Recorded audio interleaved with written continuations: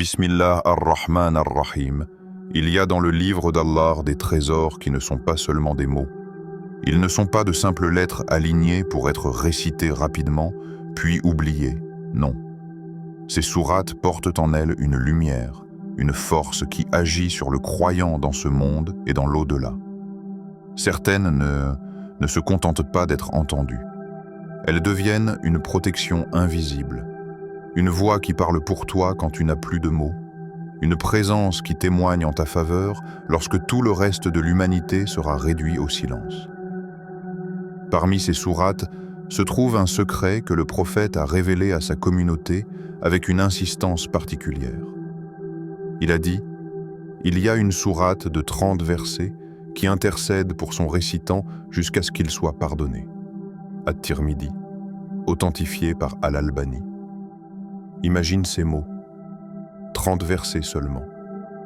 Et pourtant, 30 versets capables de se dresser devant Allah le jour du jugement pour plaider en faveur de celui qui les récitait avec foi et constance.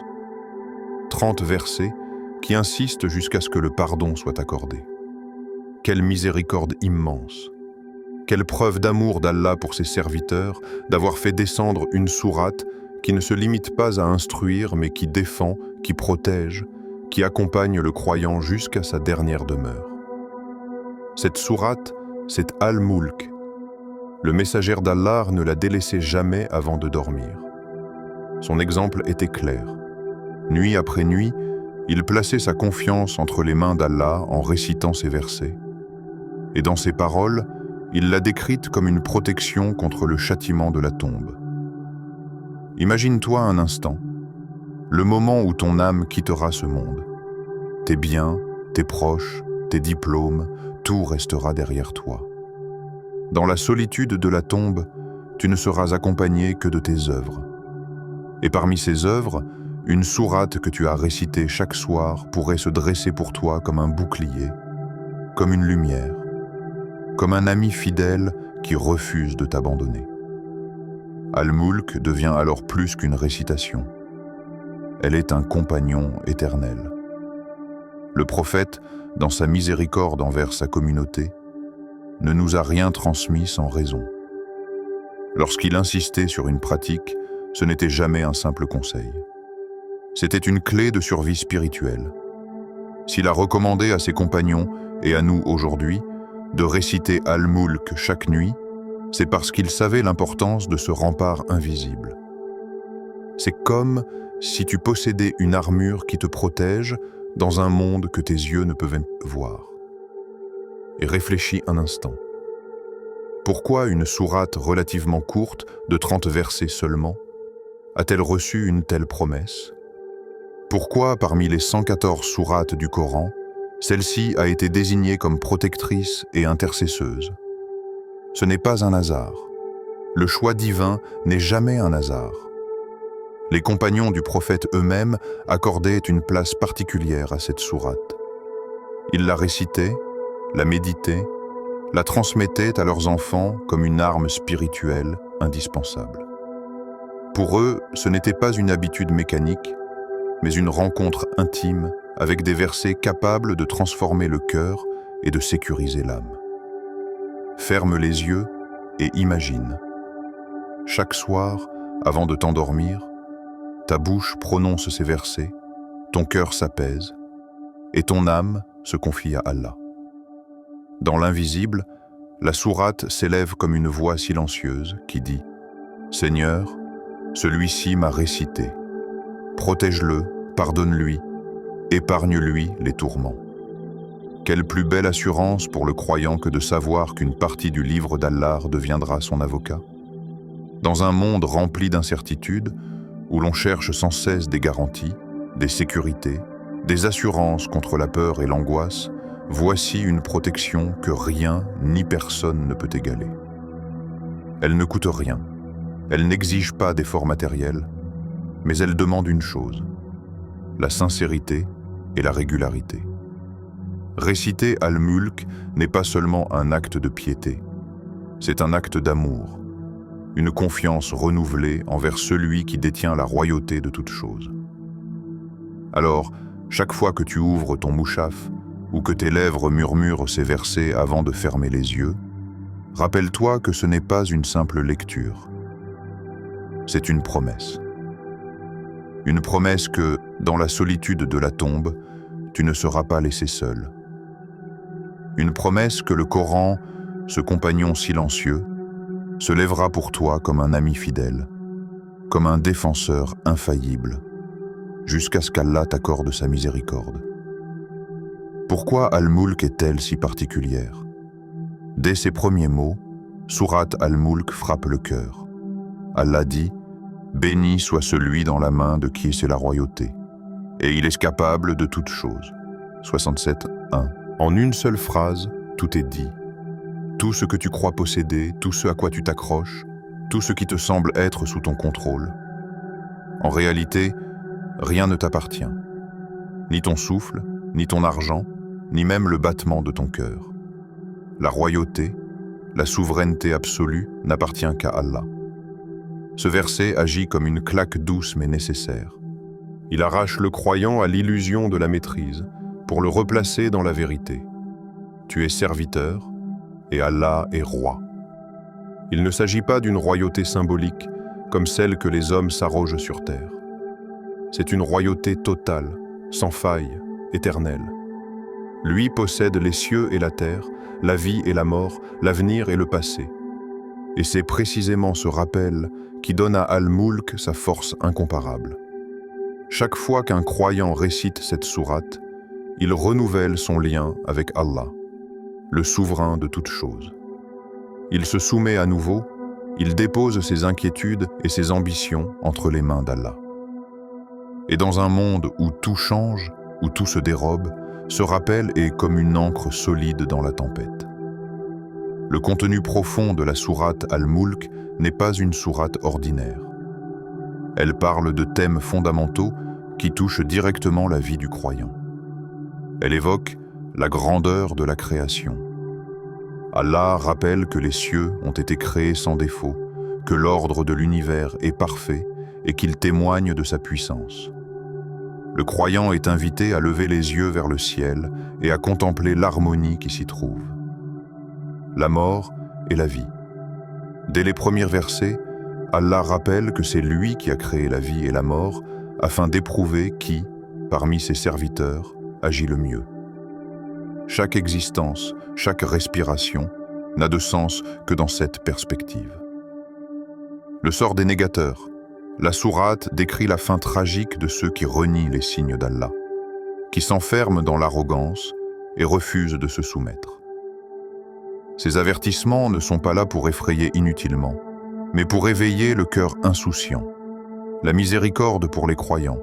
Au-delà des menaces, Al-Mulk rappelle aussi que ceux qui craignent Allah, même sans le voir, recevront son pardon et une immense récompense. Ainsi, Al-Mulk devient un miroir. Elle fait apparaître la réalité du monde et place chaque croyant face à un choix. Continuer dans l'insouciance ou revenir vers Allah avec humilité et foi. Un remède pour le cœur dans la vie moderne, les cœurs sont souvent fatigués, malades, oppressés par les angoisses et les soucis. Beaucoup cherchent des solutions dans le monde matériel, thérapie, divertissement, fuite. Mais Allah a déjà placé dans le Coran une guérison. Al-Mulk agit comme un médicament spirituel. Ces versets rappellent la vérité ultime. La vie est un test, la mort est une étape et la royauté appartient à Allah. Ce rappel apaise l'âme, dissipe les illusions et donne un sens à la souffrance. La peur de la mort devient plus légère. L'anxiété face à l'avenir s'atténue, car le croyant comprend que tout est sous contrôle, non pas le sien, mais celui d'Allah, le Tout-Puissant. Les savants ont souvent décrit le Coran comme une guérison qui agit en profondeur. Ibn al-Qayyim, par exemple, comparait certains versets à du miel déposé sur une plaie. Ils apaisent, purifient et redonnent de vie. Sourate Al-Mulk fait partie de ces trésors thérapeutiques. Quand la réciter selon la Sunna. Le prophète nous a laissé un héritage précieux, ses habitudes, ses recommandations, ses pratiques. Parmi elles, la récitation de Sourate Al-Mulk. Avant de dormir, le prophète ne se couchait pas sans réciter cette sourate. Il l'a décrite comme une protection contre le châtiment de la tombe. Chaque nuit, il l'a récitée, confiant ainsi son âme à Allah avant de fermer les yeux. Ce geste simple est en réalité une clé immense. Celui qui s'endort en ayant prononcé ces 30 versets se place sous un voile de miséricorde. 2. Après la prière du Fajr. Certains compagnons avaient pour habitude de la réciter au début de la journée. Pourquoi? Parce que ces versets affirment la souveraineté d'Allah sur toute chose. Commencer sa journée par Al-Mulk, c'est renouveler son tawakkul, sa confiance en Allah. C'est de se rappeler que rien de ce qui arrivera dans la journée ne viendra sans sa permission. 3. Dans les moments d'épreuve. Quand la maladie, la tristesse ou l'angoisse frappent, les croyants trouvent refuge dans le Coran.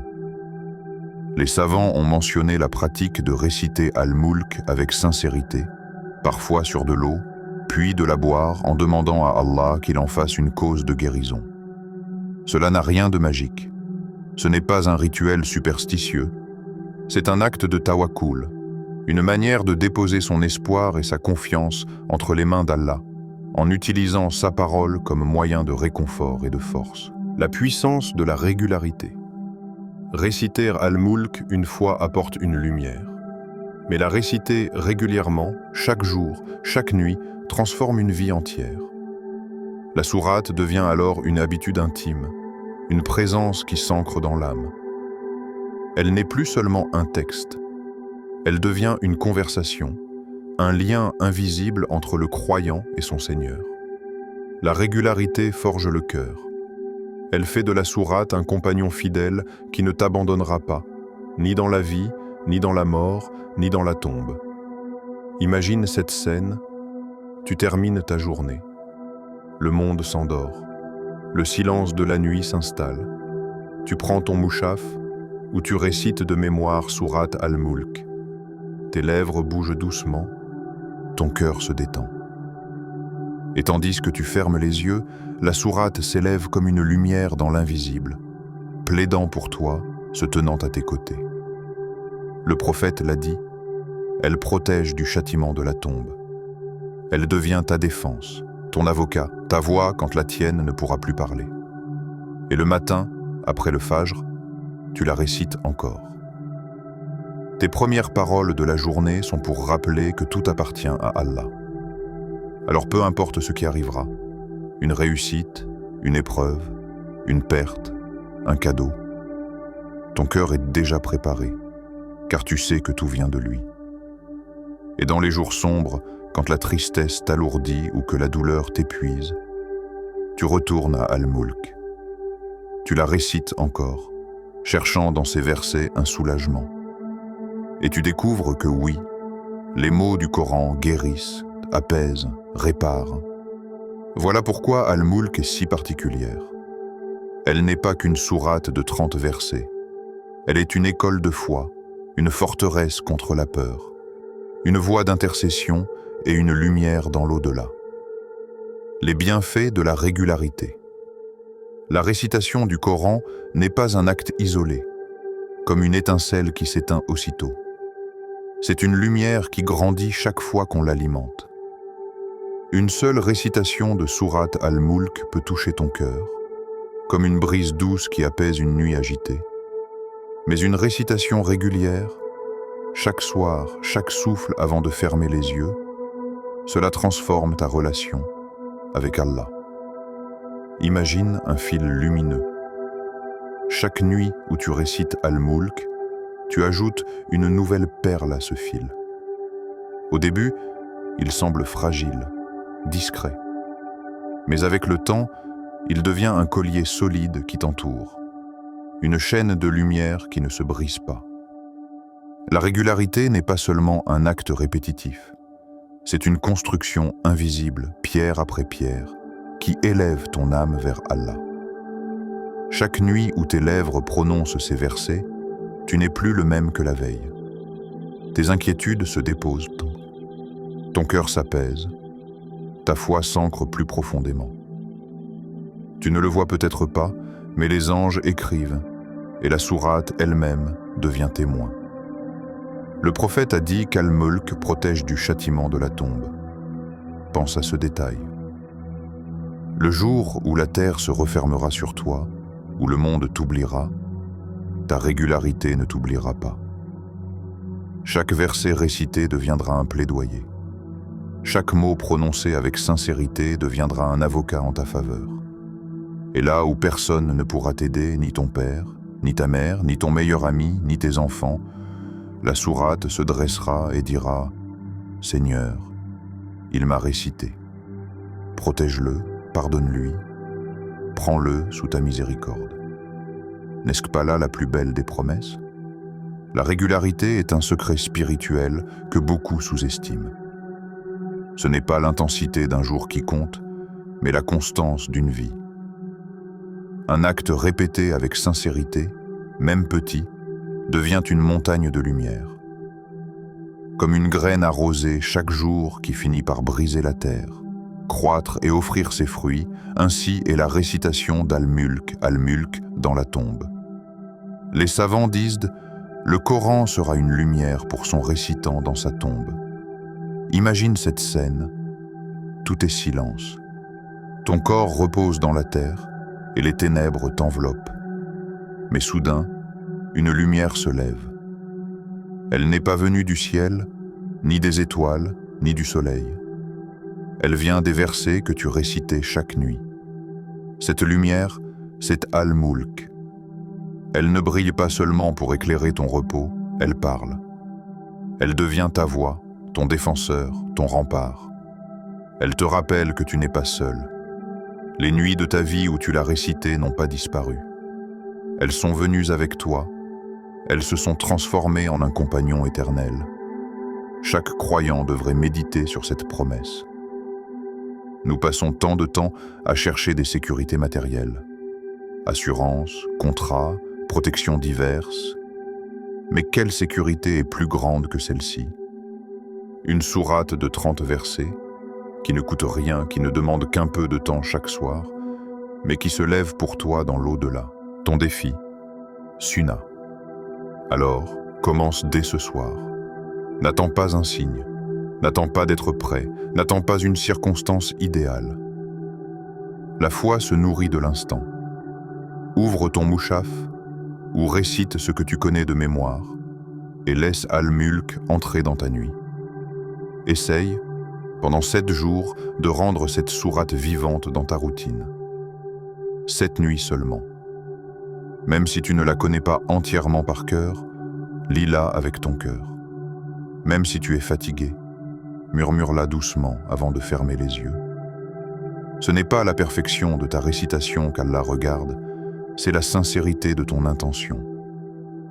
Ces 7 nuits peuvent être le début d'un voyage spirituel. Elles peuvent être la première étape vers une habitude qui ne te quittera plus. Et qui sait, peut-être qu'un jour, tu réaliseras que ces 7 nuits t'ont ouvert une porte vers une paix que tu n'avais jamais goûtée. L'effet caché de la régularité. Beaucoup de croyants témoignent que lorsqu'ils commencent à réciter Al-Mulk chaque soir, quelque chose change en eux. Ils dorment plus sereinement, leurs cauchemars disparaissent, leur peur de la mort diminue, leur cœur se sent plus léger. Ce ne sont pas des miracles spectaculaires visibles par tous. Ce sont des transformations intimes, profondes, invisibles. Mais ce sont elles qui comptent. Parce qu'un cœur qui s'apaise est plus fort qu'un corps en bonne santé. Parce qu'une âme qui se confie à Allah est plus riche que toutes les fortunes du monde.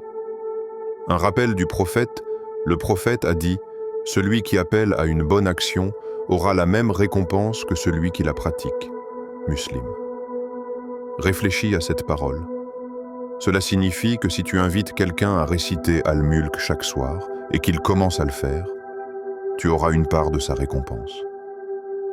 Si tu partages ce rappel avec un frère, une sœur, un ami, et qu'ils en font une habitude, leurs récitations viendront s'ajouter à ton livre de bonnes actions. Et cette chaîne ne s'arrête pas. Peut-être qu'ils le transmettront à leurs enfants. Peut-être qu'ils en parleront à d'autres amis. Et chaque récitation, chaque mot, chaque souffle sera ajouté à tes récompenses. Même après ta mort, même quand ton corps sera poussière, ces récitations continueront à peser dans ta balance. N'est-ce pas là une opportunité immense? Partage la lumière. Imagine le jour du jugement. Tu es debout devant ton Seigneur, et l'on dépose devant toi des montagnes de bonnes actions que tu ne te souviens pas avoir faites. Tu demandes « D'où viennent-elles » Et il te sera dit « Ce sont les récitations d'Al-Mulk de ceux à qui tu as transmis ce rappel. » Tu vois alors que ton geste, aussi simple que de partager une vidéo, un conseil, une parole, est devenu une source inépuisable de lumière. Tu comprends alors le vrai sens de la parole du prophète. Celui qui guide vers une bonne action aura la même récompense que celui qui la pratique. Un voyage qui commence par un pas. Peut-être que tu penses « je ne suis pas assez pieux » ou « je ne connais pas encore le Coran par cœur ». Mais sache-le, chaque pas vers Allah, aussi petit soit-il, est déjà une victoire. Et réciter Al-Mulk chaque soir, même fatigué, même imparfaitement, c'est déjà une déclaration d'amour envers ton Créateur. Chaque nuit où tu choisis de prendre quelques minutes pour ces 30 versets, tu choisis Allah au-dessus de ton sommeil, au-dessus de tes distractions, au-dessus de ton insouciance. Et ce choix, Allah le voit et Allah le récompense. Alors relève ton défi Sunna Sept jours. C'est tout ce que je t'invite à essayer. 7 nuits pour installer une habitude prophétique. 7 nuits pour donner à ton âme une nourriture dont elle a besoin. 7 nuits pour laisser Al-Mulk devenir ton compagnon de route. Et rappelle-toi, peut-être qu'un jour, dans ta tombe, tu remercieras ton toi d'aujourd'hui d'avoir pris cette décision. Wallahu a'lam. Ô Allah, Seigneur des cieux et de la terre, Maître de toutes choses, toi qui as révélé le Coran comme une lumière et une guérison. Nous t'implorons en ce moment béni. Fais du Coran le printemps de nos cœurs, la lumière de nos poitrines, le départ de nos tristesses et la fin de nos soucis. Ya Rab, accorde-nous l'amour de ton livre, rends nos langues humides de son rappel et permets-nous de réciter Sourate Al-Mulk chaque nuit avec sincérité et constance. Protège-nous par elle dans nos tombes, faisant une lumière pour nous dans l'obscurité et une voix qui plaide en notre faveur au jour du jugement. Ô Allah, pardonne-nous, à nos parents, à nos enfants et à toute la communauté de Muhammad. Donne-nous la force d'agir sur ce que nous entendons et de partager cette guidance autour de nous.